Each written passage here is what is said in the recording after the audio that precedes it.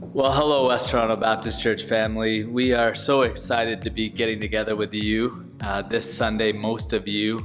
But let me just begin with a quick story. Just the other day, I guess it would have been 2 days ago, I had a long conversation with my mother back in New York.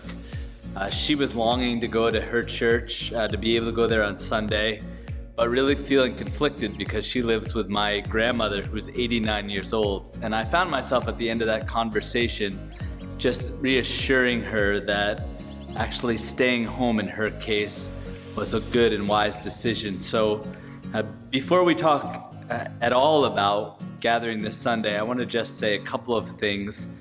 First of all, to all of you that aren't able to come or don't feel comfortable coming yet, I don't want you to feel any pressure. We want to affirm your decision and your wisdom in this. And we are going to do everything that we can to include you in our gatherings as we gather online at 11 a.m. So please know that we love you and we are going to be including you in all the ways that we can. Let me also say before we get started that as elders, what we have done is not try to find a middle ground. Really, we're taking the biblical principle from Romans 15 that as the strong, we have an obligation to bear with the weak. And that specifically, I think, means in this case that there are people that are immunocompromised or that live with people that are older or whatever the case might be. So we're really trying to take the guidelines that we've gotten from the province and do all that we can to ensure our safety and our health as we gather together, Lord willing, on Sunday. And I do mean Lord willing. I think we've learned through this time that we make our plans, but God really does direct our steps. And we were surprised when we couldn't meet together way back in March, and it came as a surprise this week too. Let me outline a few things that will be helpful for us as we gather on Sunday. As you know, we're going to have a 9 a.m. and an 11 a.m. service. That should split us up somewhat equally and give us enough room here in our sanctuary to be able to properly distance from one another. So maybe what we can do is walk outside and I will just walk you through what it will look like and feel like as we come in on a Sunday morning. So let's take a walk. So we're heading back out of the building, out of the doors that you normally would come into.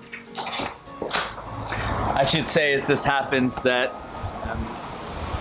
I need to say a big thank you to Wes, who's videotaping me right now. Yes, Wes, I have my keys. For all the ways that he's helped us as a church over these past 3 months. Okay, so on Sunday morning, you're going to be coming here and entering into our church building through these doors.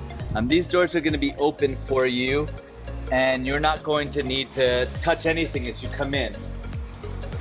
And as you come through these doors, you're going to just check in with the person that's going to be sitting here, and they're going to record your name, and there'll also be some powerful hand sanitizer for you to use on the way in. We're going to ask you just to do that efficiently, to check in, and then you're going to be directed to find a seat. The way that we're going to be seating ourselves in the sanctuary is going to be every other pew. So there'll be an usher that's going to direct you.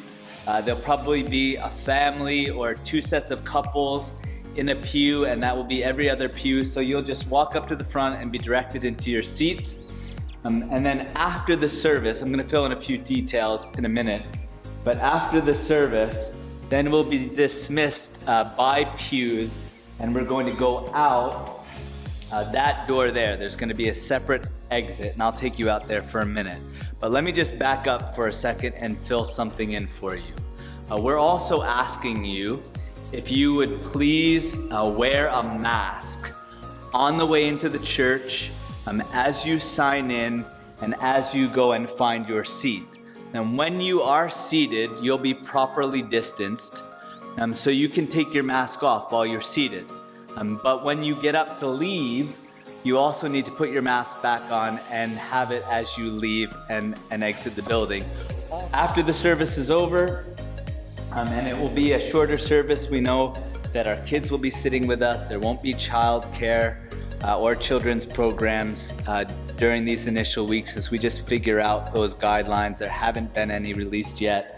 So when we get to do that, we will do that when we can safely, but that isn't yet. So everyone will be in here after the service is over. We'll be exiting sort of unit by unit at a time out these doors. So there's another station here where you can wash your hands. You'll see this is very powerful hand sanitizer, and it also shoots out about 10 feet if you're not careful. So this might seem like a superfluous detail, but you need to depress this nice and gently. We'll put a sign there. Wash your hands, or cleanse your hands. And then we're gonna be going out these doors right here. And you'll just exit out this door, and this gate will be open, and you can go out. So let me just conclude by saying a couple more things. We're gonna have a time of fellowship in our seats as the service ends. We're trying to plan the service to be a little under an hour, and then we'll have a few minutes to sit together in our seats when we'll still be properly distanced, and then we will let you go unit by unit, and you'll just need to leave. So you can't hang out on the way in or the way out. We need to make sure that we're properly distanced, but there'll be some time for fellowship in our seats after the service ends, and then you're gonna come out and leave. I know there's lots of details to think about, and I also know that some of us are going to find these restrictions overbearing, our restrictions, our procedures, and others of you will think that we should do a lot more. We are really trying to do what we think is wise and careful, and in all of that, we're looking forward to and expecting that we're going to love one another and understand the differences that we bring as we gather, and really believing and expecting that it's going to be a sweet time for us to get back together after not being able to gather for 3 months. So Lord willing, I'll see most of you on Sunday morning.